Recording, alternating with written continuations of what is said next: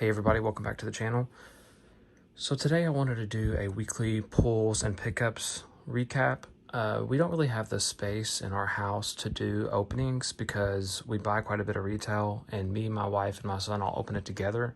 So I thought it would be best to do a recap of the pulls and like why we purchased the retail product we did, because some retail products we purchase with the intent that we will make money on them that will help grow the collection, right? We don't buy the retail and flip it without opening it. The people that do that, it doesn't bother me. I think it helps grow the community, so to each their own. But for us, we open the retail, and sometimes we buy it as a pure gamble, and sometimes we buy it as, hey, we think we can make money on this. And I'm going to try to recap as to like the thought process we had buying stuff. And then I'm also going to go over the stuff we bought as far as singles go, to grade, to sell, to hold, to keep in the collection, and our thought process as to why. Because my goal with this channel is to provide as much value and go in depth as I can to help the community, because that's what it's about. So I want to start with the weekly pulls, and to start, we bought 3 of these Ghosts from the Past little boxes. They come with 3 packs a piece. We bought ours from Meijer. I think they're $16 a piece at Meijer, and they're $15 a piece at Walmart and Target. These were a complete gamble that we just happened to get extremely lucky on, but we pulled the Dark Magician Ghost Rare. Looks like nothing until you really move it around in the light and just see how insane of a card as it is. It's kind of got like a 3D effect to it. We spent $45 on those 3 and got extremely lucky. This card, when it was pulled, it was going for like $400 to $500. They've actually went up, which doesn't really happen a lot on brand new releases, but they were selling for $900 a piece at last check. So I think this is something that I might send to BGS because I don't really want to wait for PSA to open. I've been pretty accurate with the grades on stuff that I've said so far in the past, because I have these little eyeglasses with a magnifying glass and a light that I use, and I've been pretty accurate in the past with PSA, so I think I'm going to go ahead and send this to BGS and see if I can get their pristine 10 on it. If not, a 9.5 would still be better than waiting to send it to PSA, in my opinion, so I think I might go ahead and do that. So that was our first weekly pull, which was an insane pull to start the week. That does not happen very often. Our second pull was we bought my son about 10 Battle Styles Pokemon packs. They were about $5 a piece, so we bought 10 of those for about $50. He pulled a few things, but he also pulled this secret rare. This is probably a $20 or $30 card if I just had to guess. We are probably going to grade it, and then of course if he wants to keep it in his collection or sell it or trade it, because I've been trying to teach him about the value of stuff so he can grow his collection without having to put too much money into it. So that's the first pull. And then we spent about $100 worth of packs on Crimson Invasion and Pokemon Sun and Moon. They're 2 packs that you can get at Walmart for about $10 a piece. So the first pull was this Gyarados full art. This has a chance at grading a 10. It has a little bit of a kind of a miscut on the corner, so I don't know if we'll send it or not. If we don't send it, he'll most likely just keep it in his collection. Then he pulled 2 really good cards from the Sun and Moon packs. It was really unfortunate that they were extremely off-center. Here's the first one. This in a PSA 10 is like a $250 card. So obviously with this centering, it doesn't have a chance at a 10. It's most likely an 8. And then this one has a chance at getting a 9, but with a miscut grade as a qualifier, because it is so miscut. And Pokemon cards actually have a good market for the miscuts. So that's our 4 Pokemon pull. So this is most likely going to be a situation where we spend about $150 on retail, and if we decide to keep them, we won't obviously make any money, but most likely we'll grade this. If it can get a 10, we'll sell it, get $100 back. We'll have 20 in the grading, so we'll get about $75 back to pay for this stuff. And we'll still, of course, lose $75 total if we don't sell any of the singles, but that's something my son can keep in his collection. And then, you know, if we had got a little bit luckier and these weren't off-center, then they would have been something grade-worthy as well. But there's still something that sometimes you're not going to making money on it. And normally I wouldn't have bought these Pokemon packs because they're not the best ones to buy, and we've already pulled the best few cards from Battle Styles. But after starting the week off with that, it was kind of a why not situation. So here's something else that we pulled. We bought 5 blaster boxes of 2021 Major League Soccer. If you know anything about the soccer market, it's booming, and it's probably where the most money is at right now if I had to place a bet. Now, Major League Soccer doesn't have a big market. It's the European market where most of the soccer is, so this product has been left on the shelf at a few places. So it's $15 a blaster. We bought 5 of them for $75, and my thought process was, hey, is there any cards in this set that are a good value, that if we buy 5 boxes, we have a good chance at pulling the space card that can make our money back? So this isn't the card, but this is a numbered out of 25 that I'll show first. It's probably only worth $1 or $2, so that's nothing great. But here's the card that when I looked it up, these were going for 40 to 50 when I bought the blaster boxes. And the reason is Caden Clark is 17, plays for the New York Red Bulls, and in 2022, he's transferring to the Bundesliga. So this has a chance out of 10, but most likely I will probably just stash it, because for $75 and the fact that I'm going to make my money back on that and enough to pay for everything else I bought this week, I will probably just grade this and stash it, because if he ends up playing in Europe in 2022, the ceiling is just unlimited, and the value for rookie cards of European soccer players that have some hype attached to them is just insane. So this could continue to go up, but my thought process was when I buy it, hey, if I pull one of these or the other rookie he has, which we did pull it, I didn't get it out for the video, but we pulled both of the base ones. We could have made most of our money back on those, but my thought process is, hey, if we can make $50, $60 of our $75 back when buying something dope, and we're doing pretty good. And odds are, after time, we'll make all of our money back. And then when you get the big wins like this one right here, even though this one was more of a gamble, you make a lot of money. And we afford this by buying stuff to flip as well. But that wasn't the crazy pull of the box. My wife pulled the icy foil, is what I seen it labeled on eBay. I think we call it more cracked ice, is what they're kind of labeled for the Topps 2021 baseball. It's the same pattern, and I see everybody call it the cracked ice. This was all over the map. It's like $50 to $200. Again, this is something that was more lucky to pull, but that's the thought process is like, hey, I can make most of my money back if I pull this one. If I pull anything else, it's just gravy. And that seems to happen more times than not in today's market, because when a product is $15 for a blaster, but the blasters are on eBay for $30, most likely you can make $10 to $15 back out of your box. That's usually how it goes. You can make about 30% back of the marked up price. Well, if the marked up price is double what the retail price is, you have a pretty good chance of making your money back. So that's if you buy them at retail. Of course, if you buy on eBay or Facebook or Instagram retail, you probably are going to be hard pressed to make your money back in most situations. So there was those 3. Moving on to the other weekly pulls. For hockey, we bought a few of these blasters, and you get 1 oversized Young Guns in each. And then we bought a few of the megas, and you get some extra die cut packs. So my thought process behind buying the hockey was, we've had pretty good luck with hockey in the past, so that was part of it. But most of it was that if you don't know anything about hockey, the rookies in hockey, they have this Young Gun cards, like this Alexi Lafreniere. He was the #1 in Series 2, and we got lucky and pulled a couple of them. But they are extremely hard to pull. All rookies in hockey are short printed cards. Unlike other sports where you could get multiple rookies in each pack, you get 1 rookie in every 4 packs. So this box comes with 6 packs. On average, you're going to get 1.5 rookies per box. So that means 1 box you're going to get 1 box you're going to get 2.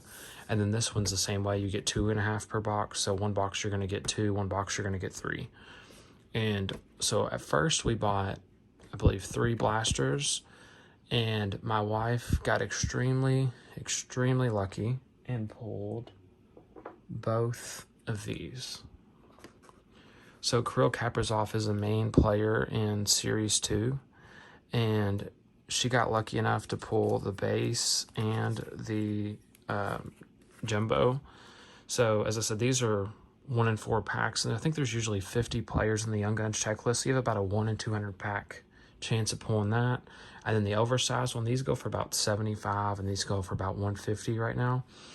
And what's crazier than these two is she only opened 2 blaster boxes and she pulled another one. My wife has fire hands, as you've seen from the soccer card and these, and if you pay attention to my Instagram, she pulls everything. She pulls like the best card from each set. I don't know how she does it, but it just keeps continuing.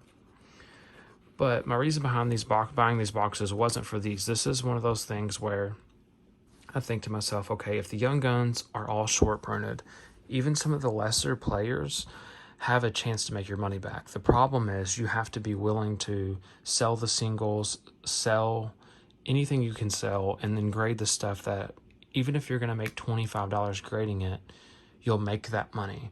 And that's what I'm willing to do. So also when these boxes came, and it's not hard to get cards like this, right? This is like a $20 card. This is like a $10 card. This graded at 10 will probably be 100, and this will probably be like 80. And there's obviously a chance these won't grade 10s.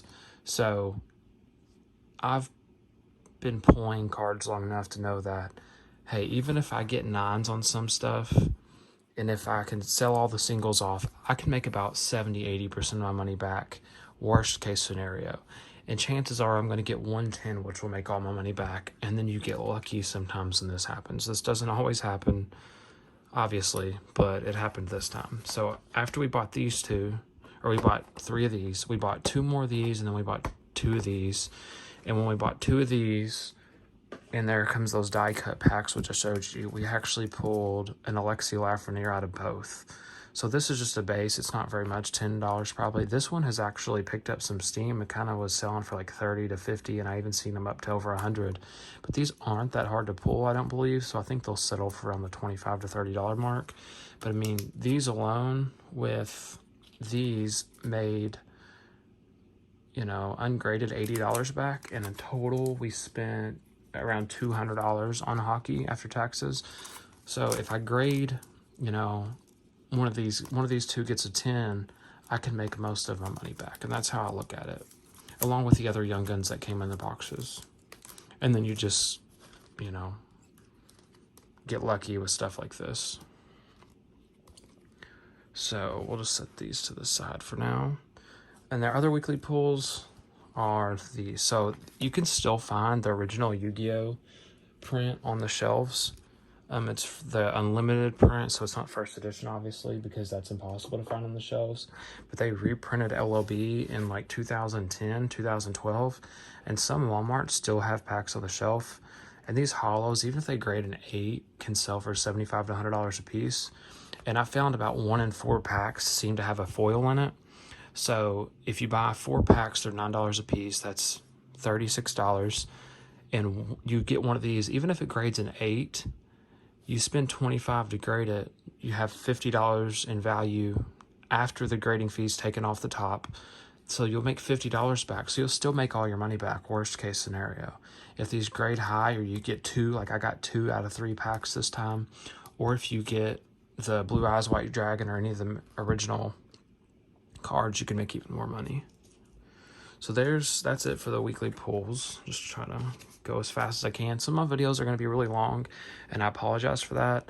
I want to just go as in depth as I can. And I'll try to make some videos shorter, but I really appreciate everybody that sticks around for the full length of the videos.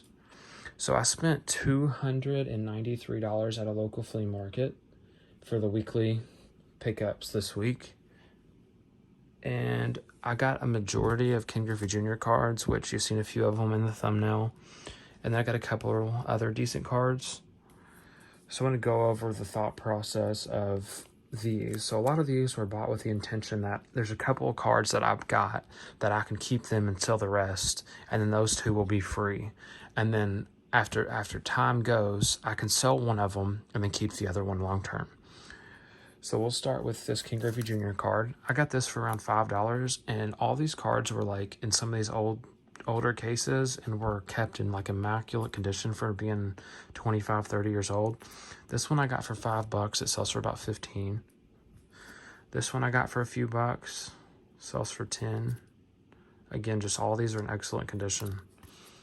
And see, the thought process behind these 3 cards. So this was 5 and it goes for about 15 as well, because these die cuts are really hard to find in excellent condition like these. Like these were just kept in great condition over time.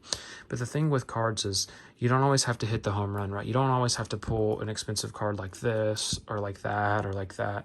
You can find these weekly, do some work weekly and go out to flea markets, scour eBay, Instagram, Facebook. And if you can buy something for 5 and sell it for 15, that's tripling your money. And if you do that time and time again, right? So these cards right here cost me about $12. So they're worth, what, $35 right now if I sold them on eBay. Of course, there's fees that come out of that. But let's say after fees and shipping, you end up with $25. So you doubled your money. Well, the next time you take that 25 and double it again and you get 50, and then you double it again the next week and you get 100, and you do that over and over and over again until you amass multiple cards and multiple streams of money coming back to you, so you can grow the collection without using your day job, right? And if you want to make this a full-time job, you can do that as well. This card I probably wouldn't have bought. This one was one of the ones I got because the case was open and I seen it and I thought it looked pretty cool. So it was $5. It's really only worth about $5. So that one I won't really make too much on. Some of these, Griffey Jr. was my favorite player growing up, and then I became kind of a Red Sox fan as a teenager, and David Ortiz is my favorite player. So I also picked this one up, and this one was $1 in the dollar bin. It's a numbered out of 99 David Ortiz, and I'll take any Big Papi card for $1 that's numbered. I got this Ken Griffey Jr. I believe this one was also 5. This one's worth about $10 as well, but if you know anything about die cuts, they're impossible to find in this good a condition, right? There's a tiny bit of white right here, as you can see, but other than that, these corners have no whitening, which is insane to find on a die cut, especially one this old and one with such a dark border. So I think I might be able to get a little bit more than $10 out of it, but worst case, I'm shooting for $10. These 2 cards were $1 a piece, and these are just sick. Like, they don't make cards like this anymore. And also, again, in excellent condition. One of these has a white corner. This one right here has a white corner right there. But other than that, this one's perfect. And for $1 a piece, they go for about $10 a piece. So, I mean, that's 1,000% return. If you can compound that, you could just keep the money going. And of course, something we need to talk about is, like, you don't make the money until you sell. So, like, don't sit here and count that I'm for sure going to sell these for those prices. You have to account for fluctuations in the market, which I try to do. So that's something else that you need to remember when buying cards to sell, which we'll talk about that. These I got for $2 a piece, and these are going for like $25 each. These are just like in immaculate condition. One of them is off center, top to bottom, just a little bit. But other than that, they have like no whitening anywhere on the card, no scratches, no issues at all. A couple of these have sold over $30, but about $25 on average, and those were $2 a piece.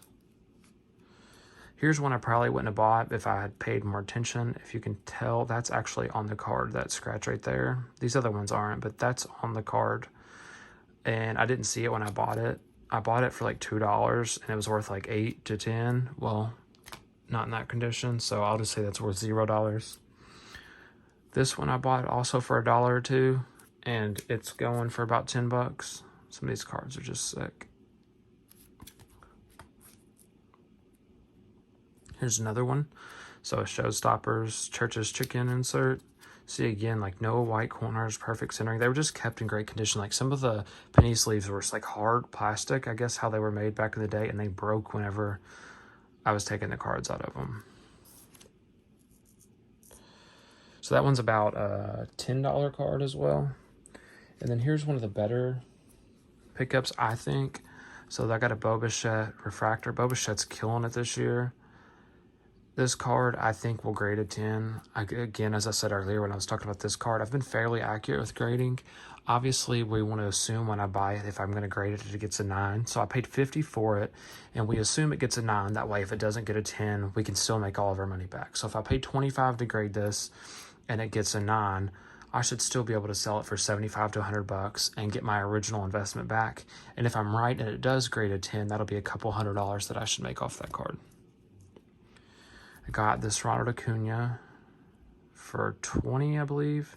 This is like a $40 card about. It's a hair off center left to right, but the way Ronald Acuna is playing this year Why not? I'm usually not a fan of the Panini unlicensed baseball, but for that price, I'll take it the way he's playing. And I forgot to mention, this Bo Bichette Raw is selling for like $75, so I felt like $50 was a really good price.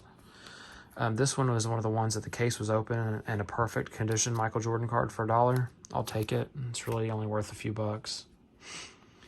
These are 2 more cards I found in the Red Sox part of the dollar bin. So these sell for about $10 a piece, 2 Jarren Duran First Bowmans.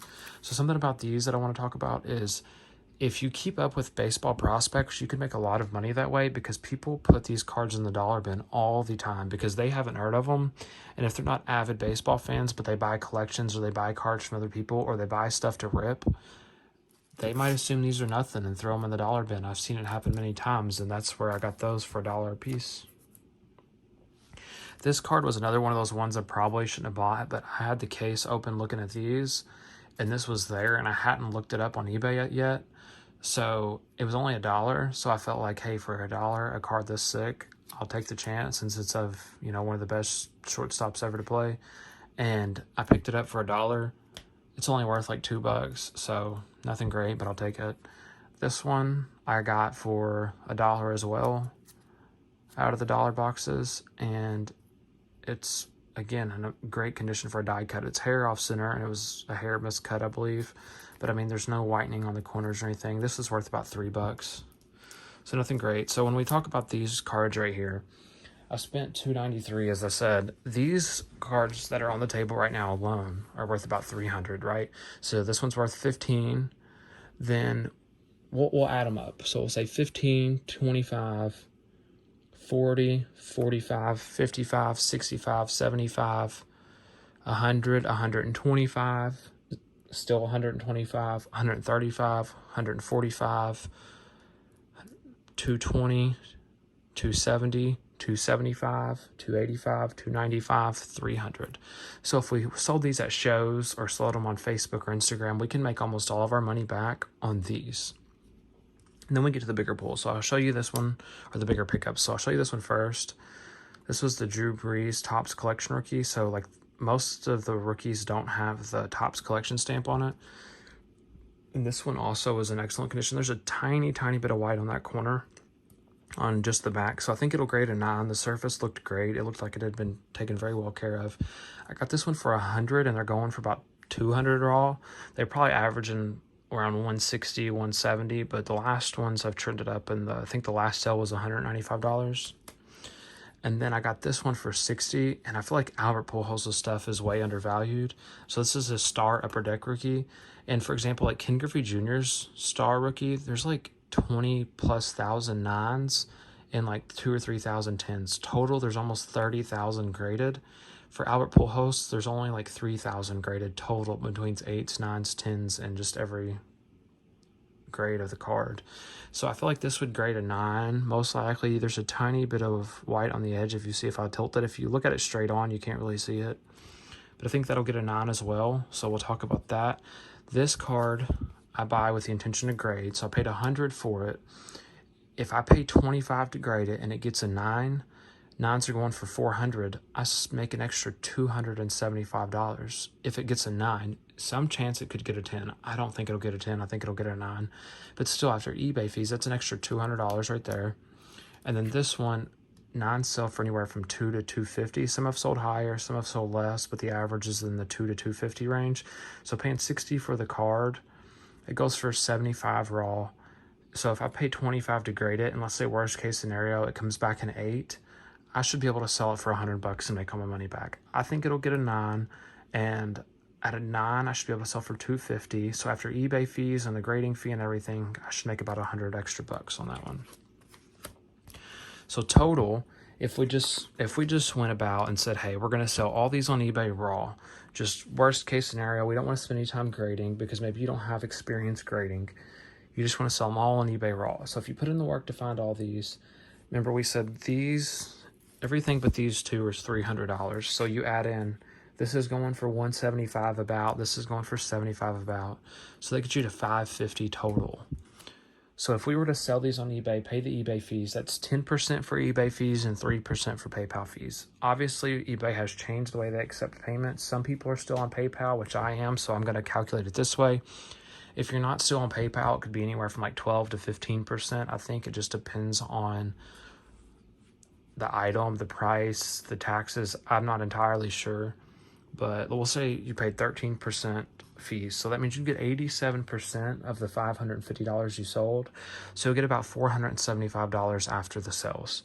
Then you have to pay for shipping. We'll say, hey, $4 a piece on average to ship. Obviously, this one's going to be more because you want to put insurance on it.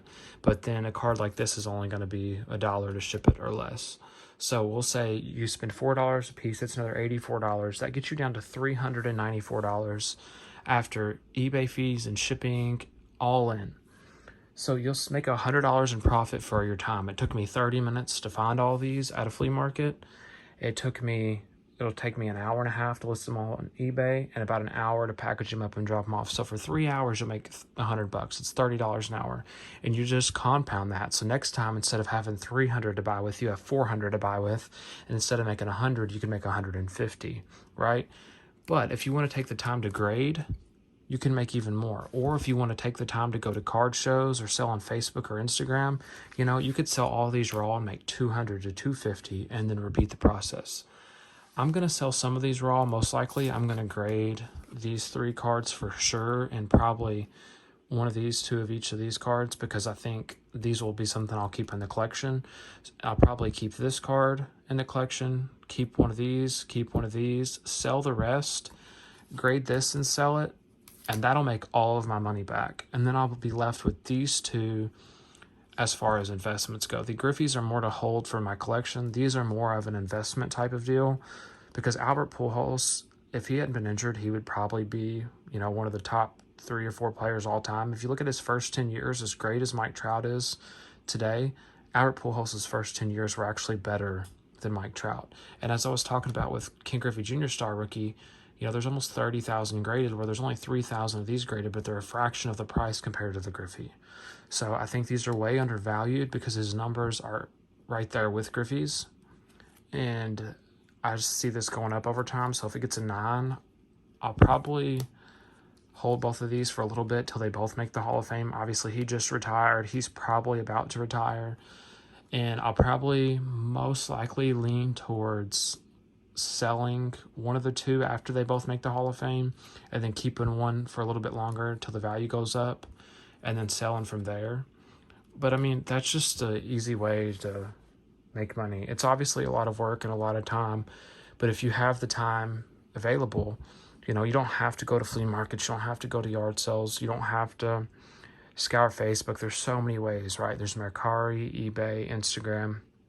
And if you're willing to put in that work and that time, you can find this stuff to make those type of deals and make that type of return, right? Throughout the video, as I was talking, hopefully I went back in and added screenshots. I'll add like all the number breakdown right here if I already haven't, to show you guys. And I just want to try to do this every week. Some weeks I might not pick up as much as I picked up this last week. This was more of about 10 days worth of time.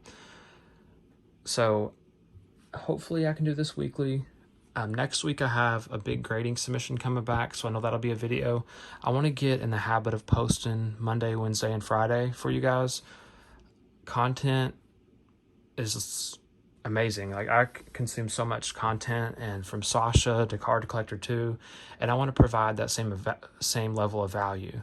And I feel like the only way to do that is to go as in-depth as I can and show you how I've started with nothing and grown to be able to make money in cards, right? I want to do a video on the Alex Morgans. I think dedicated the whole video to it, and I might talk a little bit about these. The Alex Morgans are one of my best plays, and I'll most likely throw a video up of that next week. I have a few of those to ship out, and then I'll put that video up. But yeah, so stay tuned, subscribe, like, comment. Again, let me know anything that I did wrong that you like or didn't like, and I'll see you again in the next one. Thanks. Peace.